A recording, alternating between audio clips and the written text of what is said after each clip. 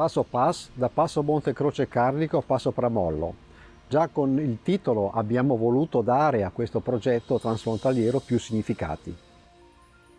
L'area geografica comprende uno spazio importante delle nostre Alpi Carniche, quello tra i due passi alpini, punto di transito, di collegamento, cerniera tra due territori di confine, accomunati da una storia, cultura, tradizione, oggi anche da rapporti di amicizia concreti. I passi sono anche quelli che ci portano a frequentare e conoscere la montagna, misurati, attenti, rispettosi dei delicati equilibri. E i passi sono anche quelli di questo progetto, di ogni progetto, che con costanza, magari fatica, ma con passione, consentono di raggiungere obiettivi importanti.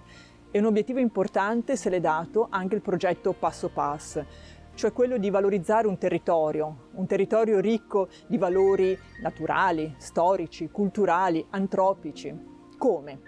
Attraverso la sistemazione della rete sentieristica e di alcuni manufatti alpini, come ad esempio il bivaccolo Masti. Abbiamo voluto anche realizzare alcuni documentari che ci parlano di flora, fauna, geologia, aree protette e così via. E una mappa digitale per consentire una frequentazione sicura della montagna. Con un ciclo di incontri culturali abbiamo voluto far conoscere alcune delle bellezze di questi luoghi, ma anche le loro fragilità e le criticità che le comunità di montagna spesso si trovano ad affrontare. E poi i giovani. Il progetto ha coinvolto alcune scuole del Friuli e della Carinzia, con lezioni in classe, con uscite in ambiente. E abbiamo organizzato anche 2 campus, uno a Mauten e uno al Passo Cason di Lanza.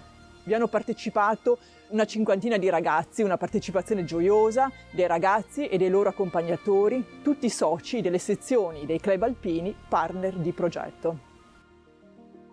Questo infatti è un progetto del Club Alpino Italiano, dell'Österreichischer Alpenverein, realizzato anche grazie al supporto tecnico e scientifico di alcuni docenti dell'Università di Udine.